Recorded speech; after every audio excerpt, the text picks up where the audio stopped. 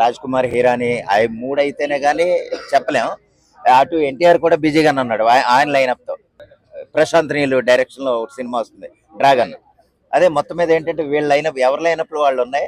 అయితే ఏంటంటే ముందు ఫిక్స్ చేసుకుంటున్నారు. ఆ సమయానికి వచ్చేటప్పటికి అవి ఎంతవరకు మొదలయ్యి పట్టాలెక్కితే మనం చెప్పలేం. కానీ ఒకవేళ లైనప్ లోకి వస్తే కనుక చాలా మంచి సినిమా అయితే అవుతుంది. ఎందుకంటే దురంధర్ అనేది ఎంత బ్లాక్ బస్టర్ హిట్టో మనం ప్రత్యేక చెప్పనవసరం.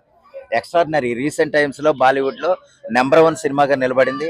ఇప్పటికీ దాని స్ట్రాంగ్ కలెక్షన్ అవి నడుస్తూనే ఉన్నాయి. ఇంకా దురంధర్ 2 కూడా ప్లానింగ్ లో ఉంది.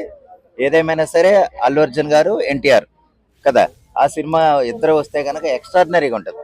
మరో అంటే RRR ఎంత బ్లాక్ బస్టర్ అయిందో అంత బ్లాక్ బస్టర్ అయ్యే అవకాశం అయితే ఉంటుంది. అయితే అఖిల్ గారితో అల్లు అర్జున్ సినిమా రాబోతుంది. అయితే దానికి ఇన్సైడ్ టాక్స్ ఏంటంటే శ్రీను వైట్ల గారితో కామెడీ సీన్స్ రాయించడము, అలాగే అనిల్ రావిపూడి గారితో సీన్స్ రాయిస్తున్నారు, కామెడీ సీన్స్. అంటే full kind of super hero సినిమాకి ఈ వీళ్ళతో సీన్స్ రాయిస్తున్నారు అని అంటున్నారు. అండ్ ఇంకొకటి కల్కిలో ప్రభాస్ గారితో పోలుస్తున్నారు, అంటే క్రింజ్ కామెడీ అయిపోయింది అది అని అంటున్నారు. సో ఇది ఎంతవరకు కామన్ పీపుల్ కి కనెక్ట్ అవుతుంది అనుకుంటున్నారు? అది యాక్చువల్గానమ్మా ఇది రూమర్ అవ్వచ్చేమో. ఎందుకంటే అట్లే ఆయన అన్ని చేయగలిగే క్యాపబిలిటీ ఉన్న డైరెక్టర్ ఆయన.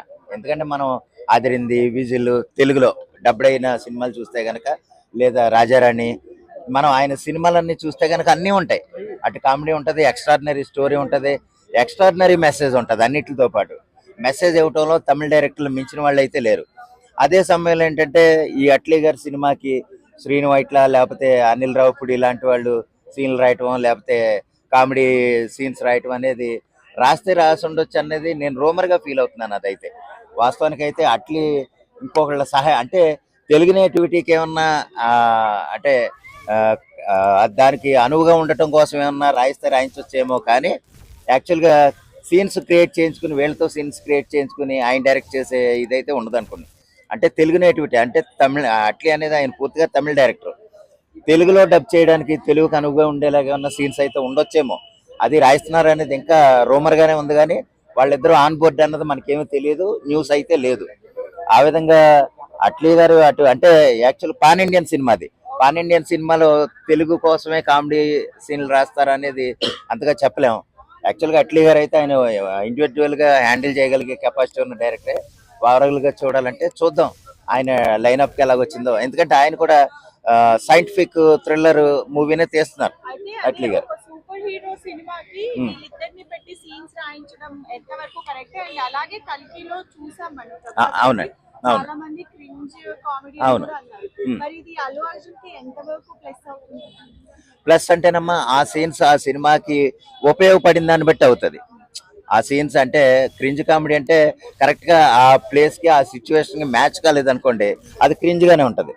అలా కాకుండా దానికి ఆ సీన్ కరెక్ట్ గా అడాప్ట్ అయి ఉంటే కనుక ఆ సీన్స్ అది కామెడీ పండుద్ది, అది అందరికీ నవ్వు వస్తుంది, బ్లాక్ బస్టర్ హిట్ అవడానికి అది ఒక సహకారంగా అవుతుంది. ఆ విధంగా కాకుండా కేవలం కామెడీ కోసమే రాయాలి అని అంటే కనుక దాని జోనర్ మార్చుకునేలాగుంటే అవుతుంది తప్ప మామూలుగా ఏదో మంచి సైంటిఫిక్ థ్రిల్లర్ సినిమాల్లో కామెడీ ఇరికించాలన్న ఉద్దేశం అయితే కనుక సినిమా హిట్ అవటం కష్టం. అందువల్ల ఏంటంటే ఏదైనా సరే ఆ సీన్స్ కు తగ్గ సన్నివేశాలు ఉంటేనే అవి హిట్ అవుతాయి. అది స్ట్రైట్ సీరియస్ గా నడిచే సినిమాలో అయినా సరే సీరియస్ గా వెళ్ళిన సినిమా అయితేనే హిట్ అవుతుంది.